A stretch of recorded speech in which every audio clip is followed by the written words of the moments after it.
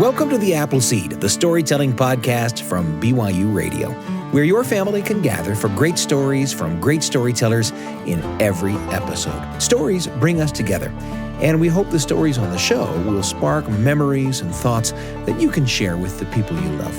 I'm your host, Sam Payne, and on today's show, we're thinking about being happy, about looking for and finding happiness. You know, some people, it seems, spend their entire lives looking for true, long-lasting joy and don't seem to ever find it. And others seem to be effortlessly filled with it, surrounded by it wherever they are. You know folks like either of those folks? Well, today we've got a couple of stories for you. They're both Scottish stories, and, well, we hope they make you happy. We think they will. The first story comes to us from Bill Harley, who tells the story of a guy who is rich. He's also a king. A recipe for happiness? That? Well, it depends on who you talk to, I guess. But this king is still searching. Here's Bill with a story called Happy Man's Shirt, recorded live in the Appleseed studio.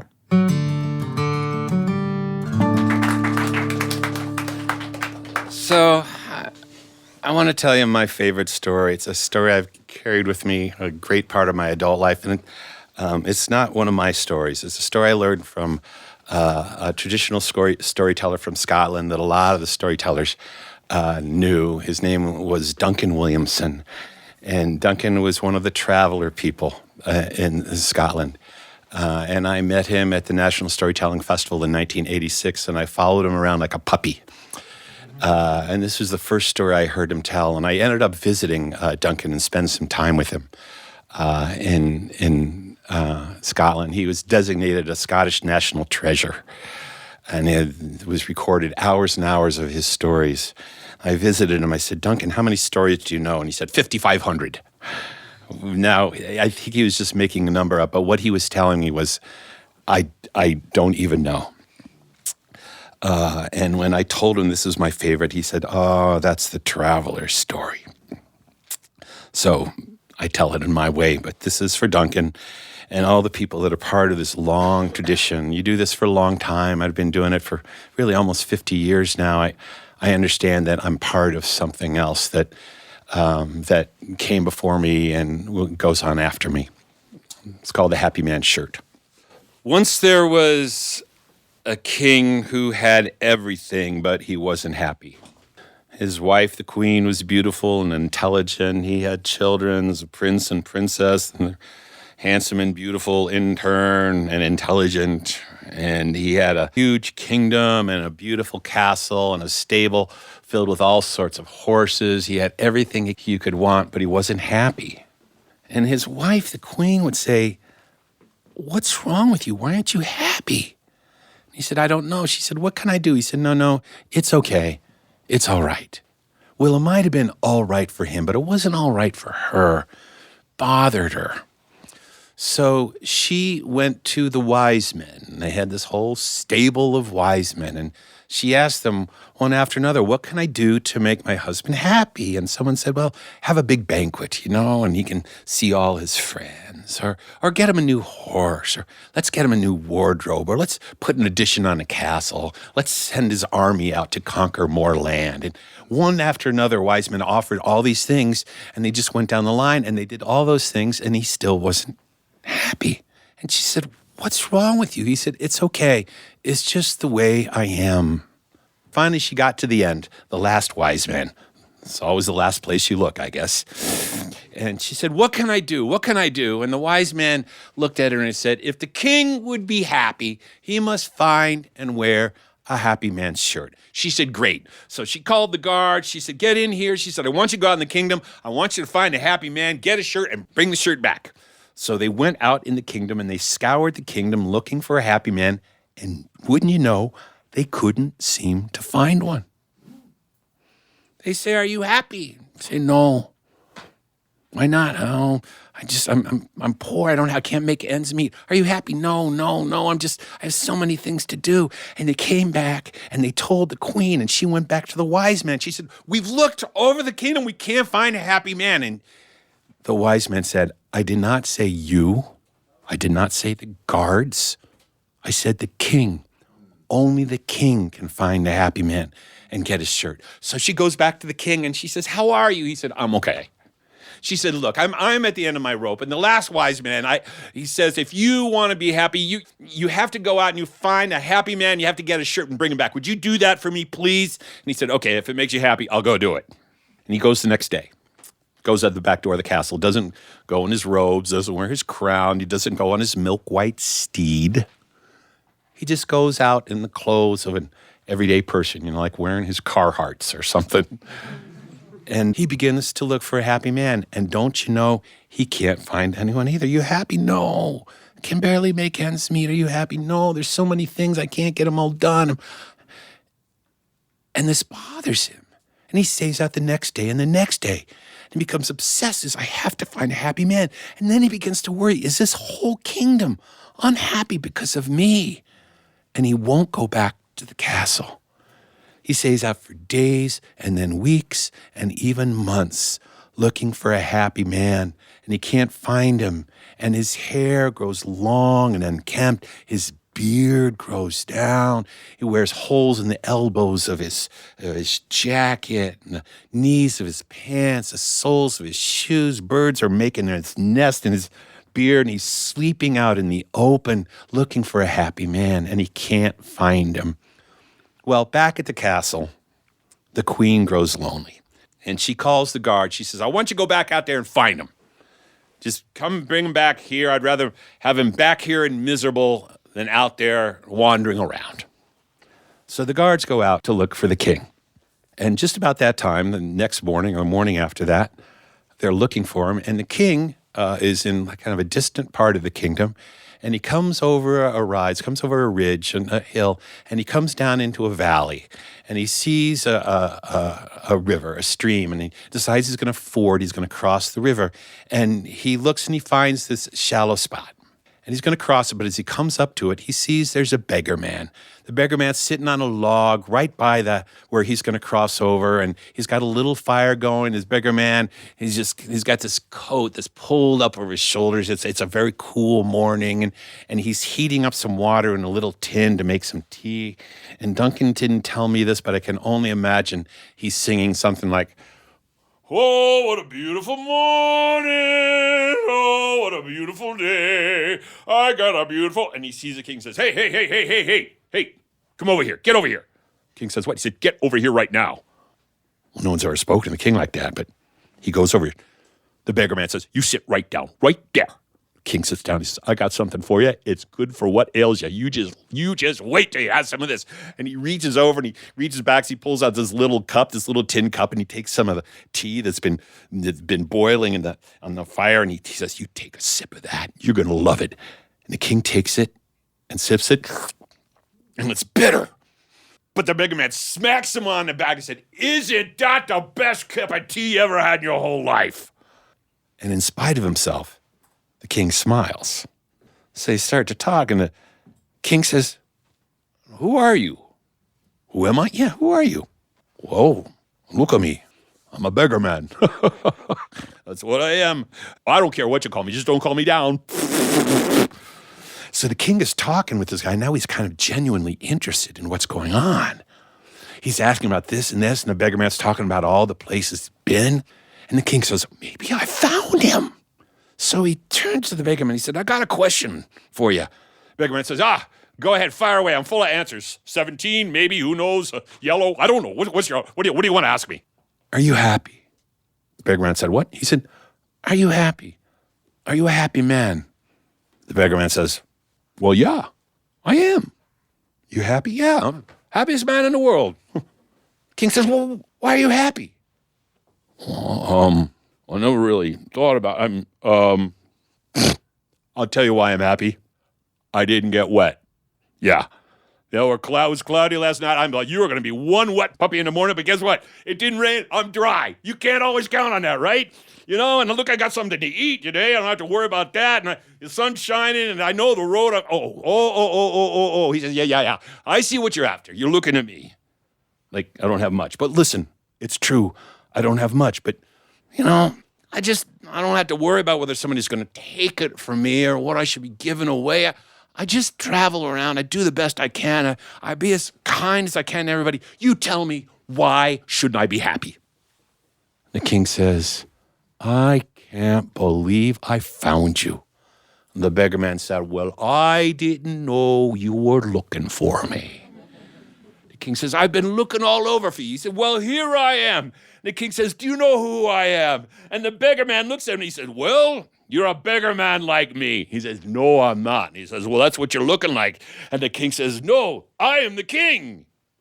And the beggar man looks at the king. He says, you are the king. Yeah, I'm the king. This is all mine. The beggar man says, okay. He says, I don't know what you are, but you're not the king. Yes, I am. No, you're not. Yes, I am. No, you're not. I am the king. No, you're not. I am the king. No. You know why? I'm the king. I'm the king. I'm the king. I'm the king.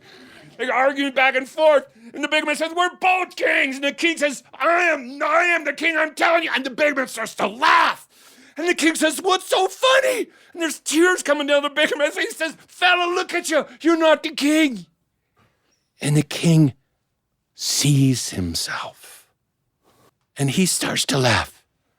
He says, you're the king. He said, you're the king. They're both kings. And they start to dance around. We're the kings. They fall down on their knees. They start laughing, and they can't stop laughing. And they're rolling on their sides. They're holding it. We're both kings. And it's a folk tale. That's when the guards show up, right? The guards show up. They come over the hill on their horses. They see the king rolling around on the ground with a beggar man. They throw themselves off their horses and said, Your Majesty, we found you. We found you. And the king said, I told you. And the beggar man said, I didn't know. He said, I'm the king. I said, no. I'm so sorry. I did. Shh. Don't you apologize to me. Don't apologize to me. No. Because you reminded me of what happiness is about. He said, well, I just didn't know. Shh, stop it.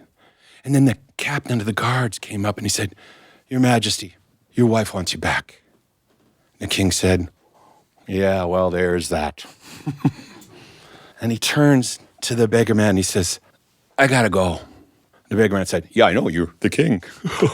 And the king says, but I gotta ask a favor of you. The beggar man said, a favor of me?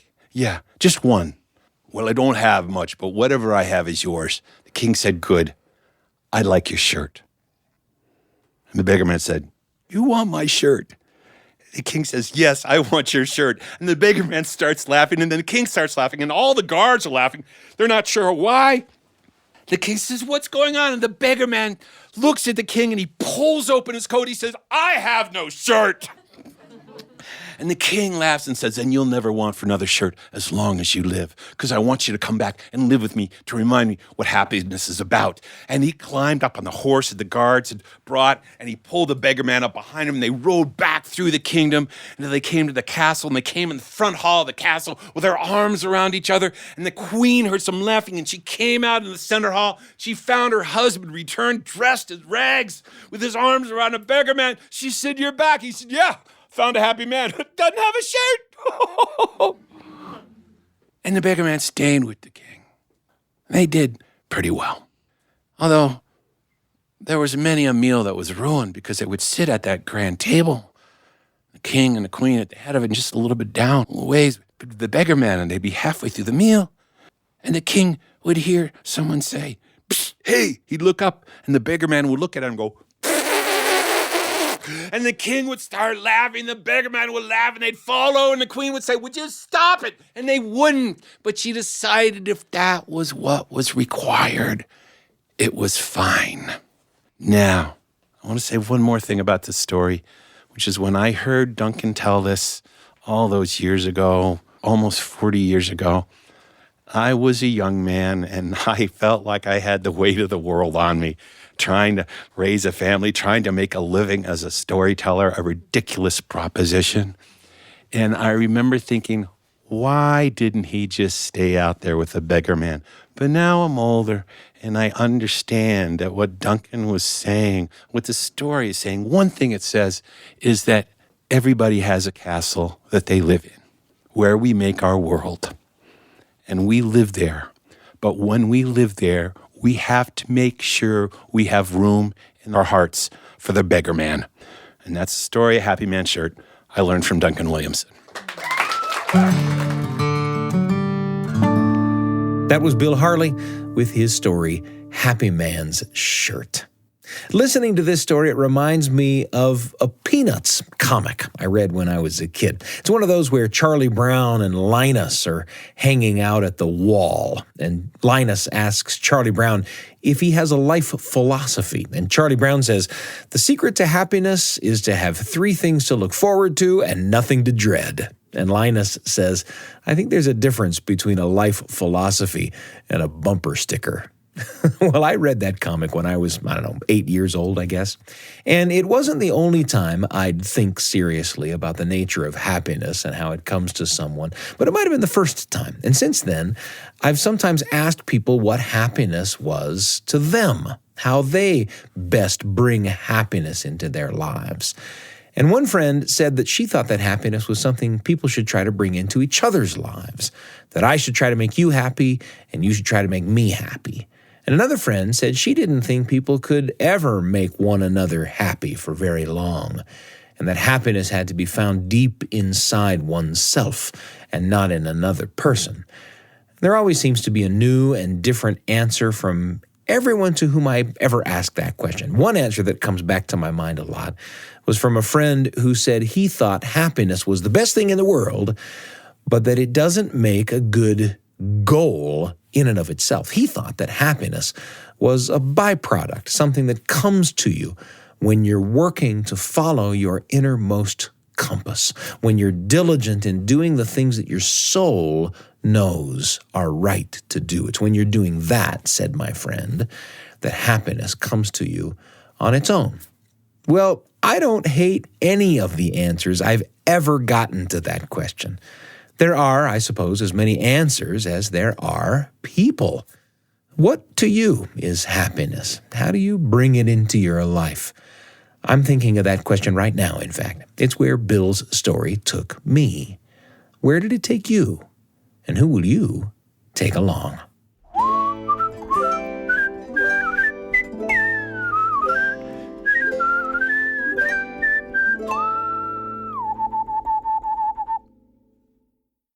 There's a lot coming up, but I wanted to take just a moment to let you know about another show from among the BYU Radio family of podcasts.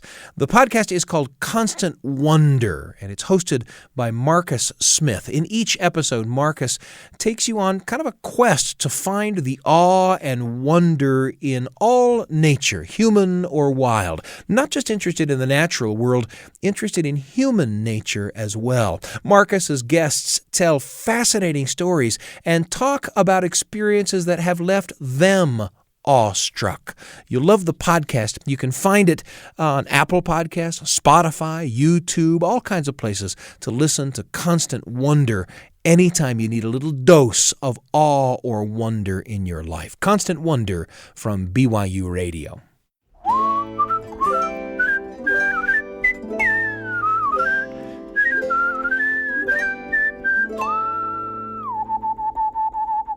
We're so glad to have you with us today on the Apple Seed. The next story we have on our show is a story about an onion. Now, I don't know how you feel about onions. Me, I love them. I eat them on everything. Some people I know aren't so fond, though. What's an onion really worth in the end? Find out with Debs Newbold with a story called The Giant Onion, recorded live in the Apple Seed studio. Here's Debs.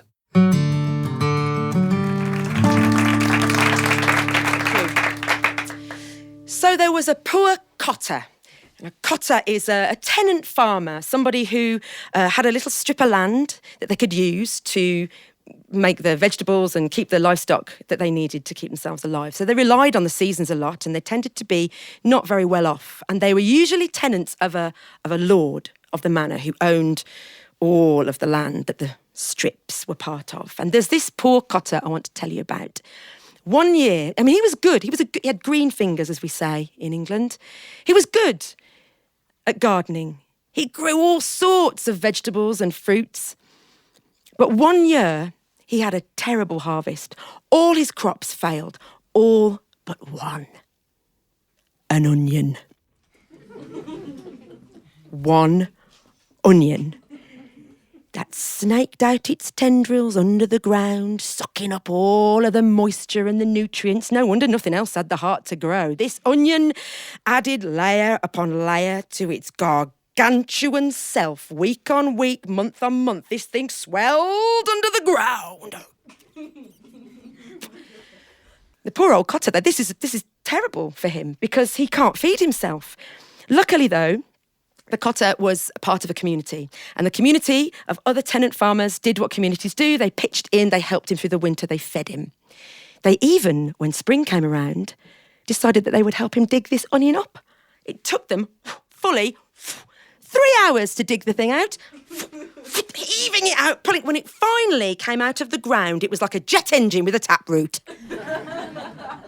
It was a thing of gargantuan wonder, this thing, and it was a bit smelly also. But it was just incredible. You could stand next to it. It was probably about as high as me, this onion. This is all true, by the way. And high up on the hill, as this was happening, this caper was happening, the lord of the manor, Lord Alliam, was looking out of his mansion house down at the tenant farmers, who seemed to be having a jolly old time digging up a frowsty old onion, albeit a massive one. Look at them laughing down there.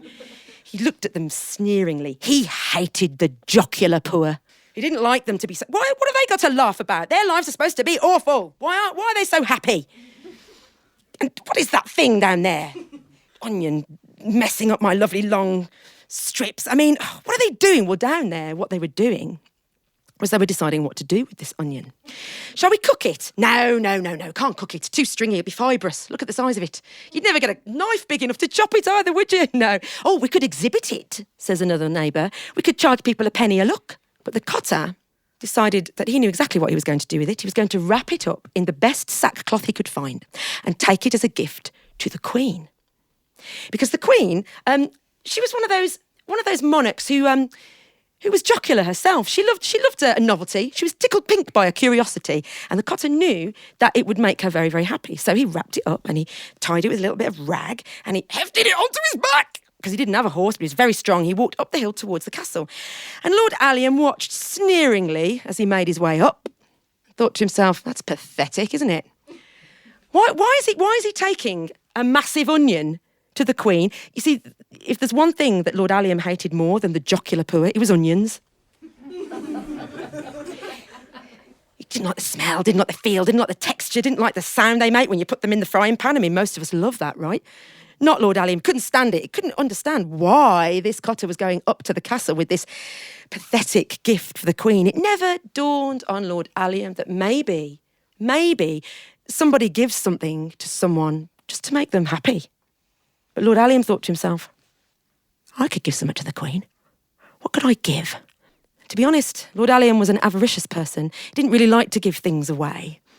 He watched like a hawk as the cotter made his way up the hill into the castle. Now, inside the castle, when the onion was delivered to the Queen and she opened it, wow! She'd never seen any kind of vegetable as large as that. She was tickled pink. She thought it was the most wonderful thing she'd ever said. Oh, well, that's fantastic, she said. Although it does smell a bit. Could you put it in the buttery, take it away? But oh, it's lovely, she thought to herself. And she noticed the poor sackcloth and rag that it was tied in and realised that it must have been given to her by a very poor farmer. And a poor farmer, honouring his Queen with such generosity, deserves a really big, huge reward. And she thought, what can it be? What would be good for him? I know. And she sent 3 bags of gold to the cotter's house. And Lord Alliam watched these 3 bags of gold be delivered with mounting derision.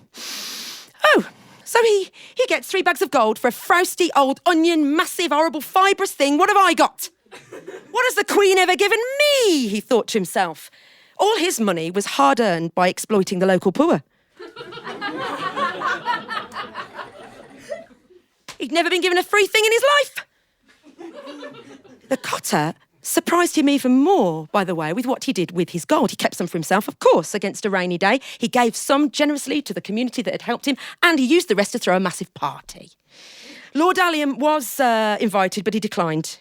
He didn't like parties, especially not with that lot down there. He looked down again from the window of his house, sneeringly at the horrible tower of yucky, greasy sausage rolls.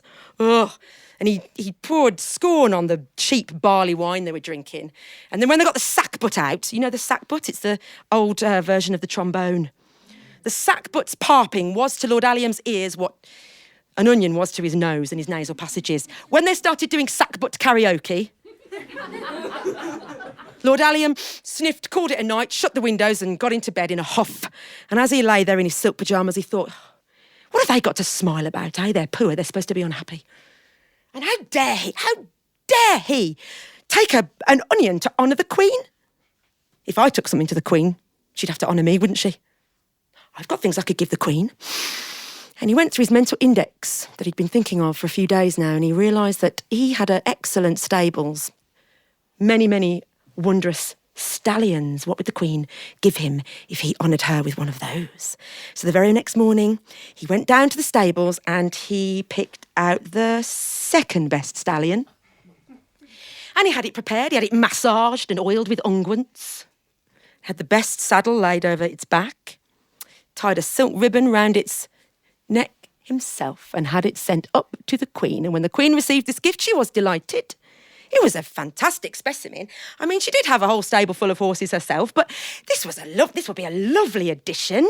She was well chuffed, as we say. And she had it sent to the stables to join its new friends. And she thought to herself, well, I can see by the quality of the saddle alone that this gift has come from a very, very grand nobleman. And a grand nobleman who honours his Queen like this deserves a really massive gift. What could it be? A few days later, Lord Alliam, was in his house, waiting expectantly, and he saw the Queen's messengers draw up in their carriage. Oh, his heart was fluttering. He went to the door before they'd even knocked it, opened it, and there on the ground between them was these two servants was a huge box, oak box, ornate, carved and inlaid with marquetry. It was a thing of beauty. It was closed with two stout leather straps. If this box alone were the gift the Queen was honouring him with, it would be gift enough. But thinks Lord Alliam, think about all the gold that's in that box for my stallion. Yes! It took 4 of his servants to drag the box inside, and his fingers, deft from the counting of money, itched to open those straps, but he thought, no. There's only one thing that would make this moment sweeter. An audience. So he threw a party, and he invited everybody to it. Local noblemen, the few friends that he had, people that he hated. He just wanted them to come and see him get honoured by the Queen. He particularly made sure that all of the local tenant farmers were invited with guest of honour, the poor cotter. That'll show him, won't it? Never mind his frowsty old onion. Never mind his 3 bags of gold. Well, there were canapes, there were drinks, the wine was good, there was not a sackbut in sight, no karaoke. When everyone had drunk and danced their fill and were having a wonderful time, when the party was about to reach its zenith, Lord Alliam cut it, made everyone be quiet. And he mounted with some regality a wooden stage that he'd had erected at the back end of the hall for just this purpose. And on the stage was the box. And Lord Alliam turned to the assembled crowd, who really did want to get back to the canapes and were hoping for some karaoke, but he stopped them. He said, no, listen to me. Now, not long ago, I sent my prize stallion as a gift to honour Our Lady the Queen, and she, in return, has delivered unto me this gift of untold treasure to honour me, Lord Alliam. Behold! And with his nimble fingers, he undid the straps, and he pulled open the box, and inside there was a silk bag, tied with a velvet ribbon. And Lord Alliam pulled expectantly upon the bow of the velvet ribbon, and everything went into slow motion. The crowd leaned forward. The hush descended. The The silk fell back, boo, boo, and Lord Alliam's proud, sneering face collapsed like a falling tower of greasy sausage rolls. When that bag fell open to reveal the Queen's gift, the largest, stinkiest onion you have ever seen. Thank you. That was Debs Newbold with The Giant Onion. What brings you real happiness? Can you describe how happiness feels to you when you're feeling it? Is there a time you look back on as a happy, happy time? Are there people at the center of your happiest memories? Who are they? I bet you've got some stories. We hope you'll share them with the people you love. In fact, we hope you'll share the stories with us. We might share them on the show. You can tag us on social media or send us a message at theappleseed@byu.edu. That's the Appleseed, all one word, at BYU.edu. And here's our reminder to check out the Appleseed lesson plans on our website, BYUradio.org. Whether you're a teacher, homeschooler, or parent, you'll find lots of lessons and storytelling activities based on some of your favorite Appleseed stories. Find us on the Appleseed page under the For Educators tab. That's BYUradio.org, the Appleseed page, the For Educators tab. And we want to thank Bill Harley and Debs Newbold for sharing their stories with us today. You've listened to their stories. Now it's time to share some of your own. The Appleseed is produced by me, Sam Payne, Wendy Folsom, and Brian Tanner. Assistant producers include Garrett Gunnell, Carrie Griggs, Kay Hendrickson, and Nico Wetzel. And our post team is Trent Reimschussel and DJ Cromarty. We're pleased and proud to be among the many podcasts produced by the BYU Radio family of shows. If you want more great storytelling for the whole family, then search for our companion podcasts, Kaboom for original audio adventures, and Wink, stories for better bedtimes. All our podcasts can be found on YouTube, Spotify, Apple Podcasts, or on the BYU Radio app or at BYUradio.org. Don't forget to subscribe, rate us, leave us a review. That's how the shows grow. I'm Sam Payne, and we can't wait to be with you again on the Appleseed.